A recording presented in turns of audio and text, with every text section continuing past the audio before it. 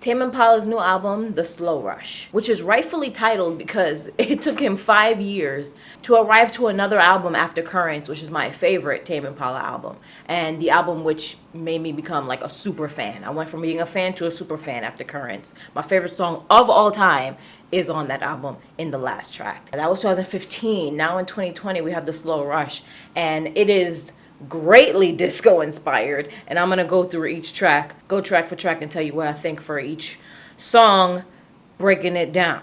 Okay. This is a weak opener in my opinion. It doesn't hit at all. I don't even remember it because it's so boring and forgettable. And as an opening track, it made me sad because this sets the tone, and this is not the feeling I want from my favorite band, aka Kevin. The second track, the album picks up and it finally arrives with Instant Destiny. I love this track. Smooth psychedelic vibe that gives a slight hint of disco, even it's so swift, as I said in the beginning. This is when like the album arrived for me. I love this track.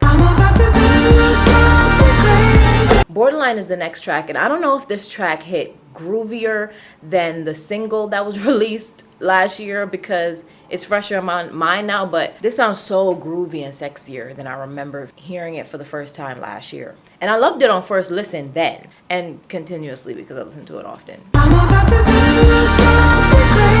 Posthumous Forgiveness. Post is another single that I heard last year that sounds the same here. Unlike the last track though, it doesn't seem like Kevin changed it or tweaked it in any way, enhanced it inside from the second part, where he added another track to the back end.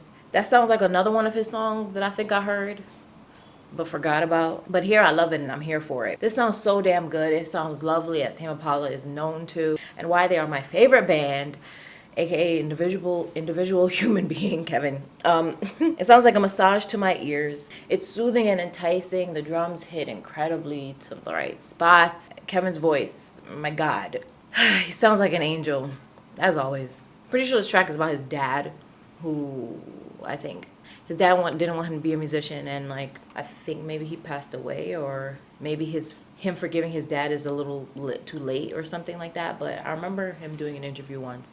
I watched this about 5 years ago. He was talking about how his father didn't want him to be a musician. He thought he was going to be like poor. He wanted him to, do the same typical thing that parents want their kids to do, like become a doctor and shit. And he was like, nah.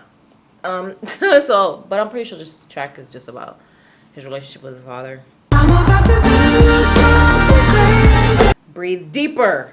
Believe me, I can. Believe me, I can. If you bada me, I can. I love that. I love the hook for this. I love it so much.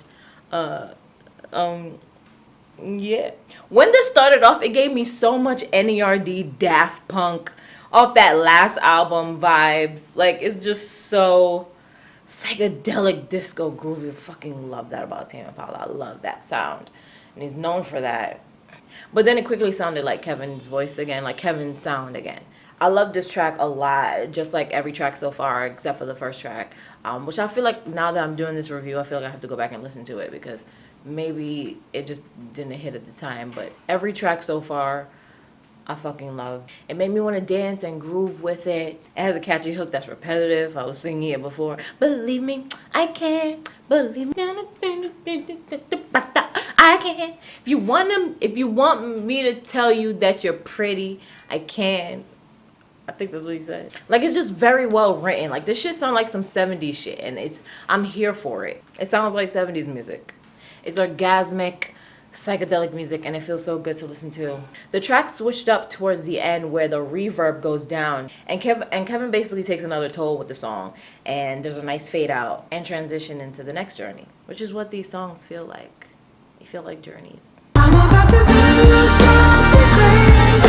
Next track is Tomorrow's Dust. I enjoy the instrumental of this track, and I enjoyed it for a moment, but that quickly died down. I believe the middle of the record is where this album is most lacking. This is dreamy and even sultry to an extent, with this salsa dancing type feel to it. But it's not enjoyable to the effect that I needed it to be. The air of today is Tomorrow's Dust. I like that a lot. It is well written. Kevin is a great writer.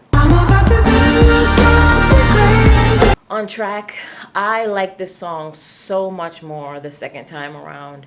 I don't think I liked it the first time I heard it, but I really like it now. A lot.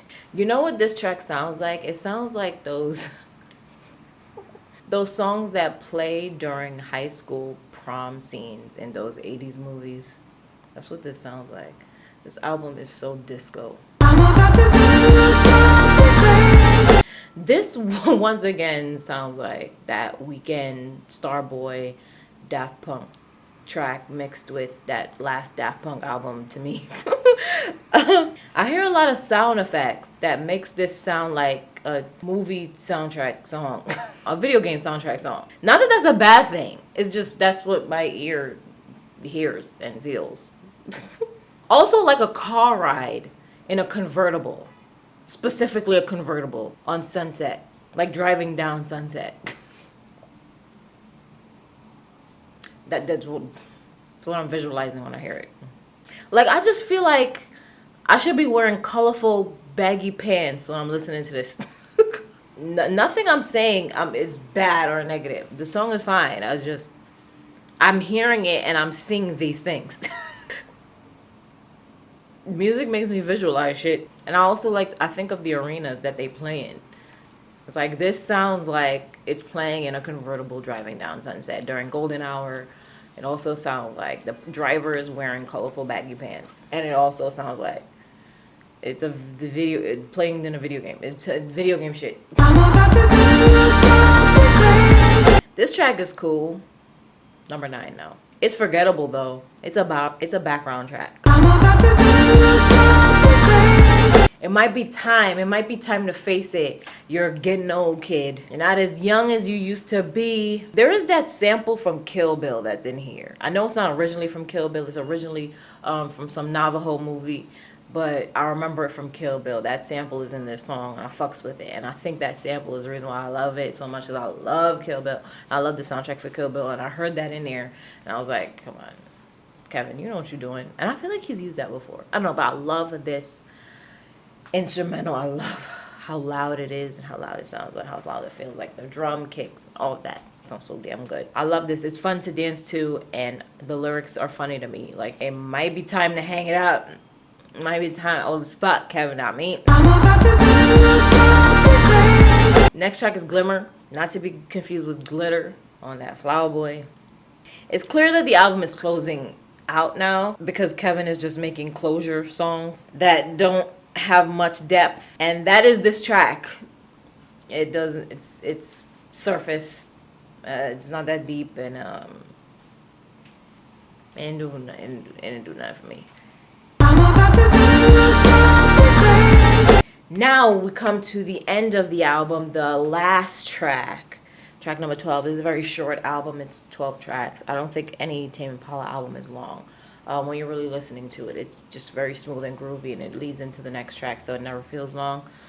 The last track is 1 More Hour, and when I saw the last track and I saw that it was similar to the first track, I was like, oh man, don't be like the first track. Be like the last track of your last album, Currents, which is my all-time favorite song. Be like that. And I was hoping to feel as I did in August 2015 when I first heard my favorite song ever. And I really mean that. That's my favorite song ever. And I really was feeling that way when this started playing. I was like, please be phenomenal and great. Yeah, when that played as the last track on Currents, Same Old Mistakes, and I was looking for that here. I was looking for Same Old Mistakes on every track here, and it never came. I never found it. So when this track played, I was like, just please, like, please, like, you don't have to be exactly like it, but be on that level of epicness. So on first listen, I just sat back and listened to him sing about doing it for love, for fun, for fame, never for her, never for money, until now. I love the instrumental on this track. It's thematic, it's epic even. He fades the track out, which I love, which is what he did last time. And I was pleasantly surprised. No, it's not as great as Same Old Mistakes, in my opinion, but it is a great closing track. And this album is really, really good. And I and very, very happy because I was frightened that I was gonna hate it because of the middle section wasn't all that good, and I was like, I don't think I'm coming back to this as much as I come back to Currents, because I listen to Currents a lot. But I found myself in the past week and a half, or past, yeah, week and a half since it's been out, me listening to it a lot. I listen to the Slow Rush often. It's still not my favorite Tame Impala album. I don't think I love it as much as Lonerism or Currents, but I'm just glad that it's not terrible. I love 8 of the 12 songs. That's a big deal. It's Instant Destiny, Borderline, Posthumous Forgiveness, Breathe Deeper, On Track, One More Hour, and It Must Be Time. Yeah, 1, 2, 8. Yeah, it's 8 that I love, and 4 that I think are fine. I don't love them, but it's still a super solid album, and hopefully Kevin doesn't take this long to make another one, because this is really short. Patience was another single that he put out last year that he performed on SNL as well, that isn't on this album. And I'm not mad that it's not here, because it wasn't as great as the 12 that are here. It was fine. It was better than a couple of them, but I get it that he didn't put it here. I just hope that, yeah, he doesn't take 5 years again. But this is a solid, I'll give it a 9 out of 12 for me. You figure out the math on that. I'm not doing it. Whenever I do the math for these, I always feel bad. It always feels like a fail. So I'd rather say 9 out of 12 than say like 72 or something, okay, out of 100. All right, so that's what I thought about the Slow Rush. I really love it. I'm going to go back and listen to it now. And let me know what you guys think of the album in the comments below, and what you think of Tame Impala, Kevin Parker, as a whole. Do you love him as much as I do? Do you love him as much as he loves Outkast and disco and psychedelic music? I love psychedelic music, so that's just me. All right? See you guys in the next one. Deuces, triple dub.